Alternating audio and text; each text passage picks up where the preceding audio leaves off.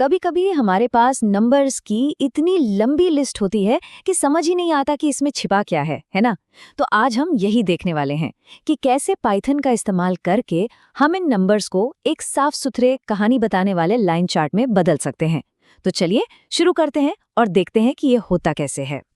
तो असल में दिक्कत क्या है, देखिए, जब हमारे सामने सिर्फ नंबर्स की एक लिस्ट होती है तो उसमें कोई पैटर्न या ट्रेंड ढूंढना हर एक लगभग नामुमकिन सा होता है। और बस यहीं पर डेटा विजुअलाइजेशन हमारी मदद के लिए आता है। और देखिए, यहीं पर विजुअलाइजेशन का जादू काम करता है। ये जो 3 अलग अलग नंबरों की लिस्ट्स हैं, ये एक ऐसे चार्ट में बदल जाती हैं जो एक नज़र में ही पूरी कहानी बता देता है। जैसे कि रेवेन्यू बढ़ रहा है, सेल्स ऊपर नीचे हो रही है। यही तो कमाल है विजुअल्स का। तो आज का हमारा सफर कैसा रहेगा? हम बिल्कुल जीरो से शुरू करेंगे। सबसे पहले एक बेसिक सा लाइन चार्ट बनाएंगे, फिर देखेंगे कि कई ट्रेंड्स को एक साथ कैसे कंपेयर किया जाता है।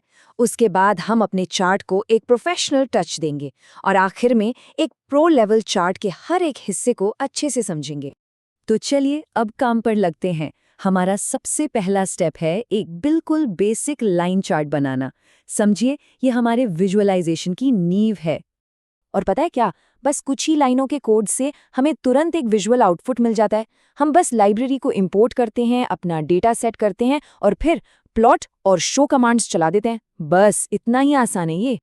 चलिए इसे और भी आसान बनाकर समझते हैं। स्टेप 1, हम अपना टूल बॉक्स यानी मैटप्लॉटलिब लेकर आते हैं।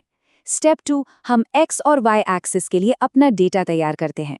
स्टेप 3, प्लॉट कमांड अपना जादू चलाता है और सारे पॉइंट्स को जोड़कर एक लाइन बना देता है। और आखिर में स्टेप 4, शो कमांड हमारे इस बनाए हुए चार्ट को स्क्रीन पर दिखा देता है। ठीक है, तो एक लाइन तो बन गई, पर अगर हमें 2 अलग अलग डेटा सेट्स को कंपेयर करना हो तो चलिए देखते हैं कि हम अपनी कहानी को और बड़ा और बेहतर कैसे बना सकते हैं। ये तो और भी आसान है।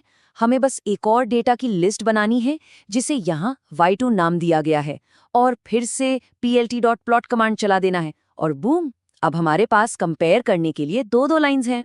और मैटप्लॉटलिब की सबसे बढ़िया बात पता है क्या है? हमें कलर्स की कोई टेंशन ही नहीं लेनी। ये लाइब्रेरी अपने आप ही हर नई लाइन को एक अलग रंग दे देती है, जिससे उन्हें पहचानना एकदम आसान हो जाता है। हमारा चार्ट काम तो कर रहा है, पर ये अभी भी अधूरा सा लगता है। ये कुछ वैसा ही है जैसे कोई किताब हो पर उसका कोई टाइटल ही न हो। तो चलिए इसमें थोड़ा कॉन्टेक्स्ट डालते हैं ताकि ये ज्यादा जानकारी दे सके। बस 3 सिंपल से कमांड्स, टाइटल, एक्स लेबल और वाई लेबल, और देखिए हमारा चार्ट पूरी तरह से बदल गया है। अब ये साफ साफ सालाना रेवेन्यू और सेल्स की कहानी बता रहा है, जो कि सालों के हिसाब से ट्रैक की गई है। तो सबसे जरूरी बात क्या है? अपने चार्ट को हमेशा एक टाइटल और एक्सेस को लेबल जरूर दें। ये एक तरह की बेस्ट प्रैक्टिस है साफ साफ बात कहने के लिए। इससे देखने वाले को तुरंत समझ आ जाता है कि वो आखिर देख क्या रहा है। चलिए अब बारी है कुछ फाइनल फिनिशिंग टचेस की। ये छोटी छोटी डिटेल्स ही हैं जो एक अच्छे चार्ट को एक बेहतरीन चार्ट बना देती हैं। ऐसा चार्ट जिसे पढ़ना और समझना बहुत ही आसान हो।